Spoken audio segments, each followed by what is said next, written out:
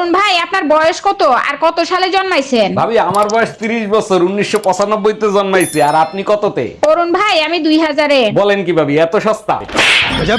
2000 সালে জন্মাইছি সেই কথা বলছি। আরে কই তুমি শুনছো? তাড়াতাড়ি এইদিকে আসো। কি হয়েছে? তোমার মা মারা গেছে না তোমার বাপ মারা গেছে? ডাকতেছো কেন? আরে কেউ মারা যায় না, ওই তো একটু গলার পাওয়ারটা চেক করে দেখলাম ঠিক আছে কিনা।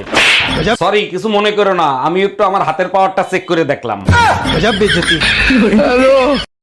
এই রুম্পা, তুমি কি থাল বাসন মাজতেছো না থাল বাসনের উপর নির্যাতন করতেছো? এত শব্দ হয় কেন? তোমার যদি থাল বাসনের উপর এত মায়া লেগে থাকে তাহলে তুমিই থাল বাসন দাও। নিজের জিনিস যত্ন করে ব্যবহার করতে হয়, তা না হলে নষ্ট হয়ে যায়। পাশের বাসার ভাবিরে দেখো, আজ পর্যন্ত থাল বাসনের আওয়াজ পাই নাই। কেমনে পাবা? ভাবি কি থাল বাসন ধোয়? থাল বাসন ধোয় তো ভাই।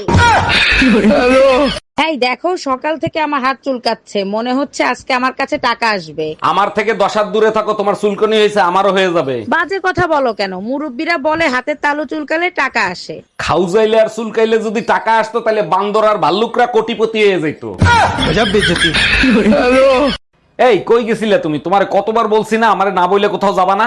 আরে বাবা, বিউটি পার্লারে গেছিলাম ফেসিয়াল করাতে। দেখো এখন চেহারায় অনেক গ্লেজ দিচ্ছে না? শুধু শুধু টাকা ধ্বংস করে আসো। তুমি আগেও যেরকম ছিলে এখনো তো সেরকমই আছো। বলো কি? আমাকে 5000 টাকারটা করতে বলছিল, আমি 2000 টাকারটা করে আসছি। দাঁড়াও এক্ষুনি 5000 টাকারটা করে আসি। আরে আমি তো মজা করতেছিলাম, তোমাকে তো মাধুরীর মতো লাগতেছে। দেখছো 1000 টাকায় মাধুরীর মতো লাগে, এবার 5000 টাকারটা করব তাহলে ঐশ্বরিয়ার মতো লাগবে।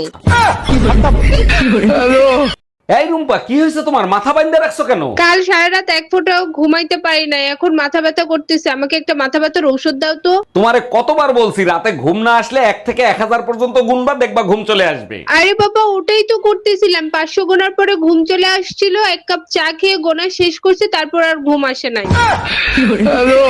এই শুনো, আজকে আমার রান্না করতে মন চাচ্ছে না, বাইরে থেকে খাবার এনে খাই। তোমার মনের উপর তো জোর দেয়া যাবে না, যেটা মন চায় সেটাই করো। মন চাচ্ছে না বাইরের খাবার খেতে, তার থেকে ডাল ভাত রান্না করে রাখি। তোমাদের মেয়েদের মন হইলো দুইটাই, একটা মন বলে করব আর একটা মন বলে করব না। যেটা থাকার দরকার শুধু সেটাই নাই, মাথায় গেলু। এই রুম্পা, এমনিতেই আমার ভাইটার বিয়ে হচ্ছে না, তার উপরে তুমি নাকি মেয়ে পক্ষরে না করে দিছো, কারণটা কি? মেয়ে পক্ষ বলছে বিয়ে রাতে হবে, দিনে হবে না, তাই না করে দিছি। আরে বাবা, বিয়ে দিনে হোক বা রাতে হোক তাতে সমস্যা কোথায়? তোমার ভাই যে কালো, দিনের আলোতেই ঠিক মতো দেখা যায় না, রাতে বউ যদি ভয় পেয়ে পলাই যায় তখন কি হবে? অরুণ ভাই আপনি তো দিন দিন দুর্বল হয়ে যাচ্ছেন, ডাক্তার দেখাচ্ছেন না কেন?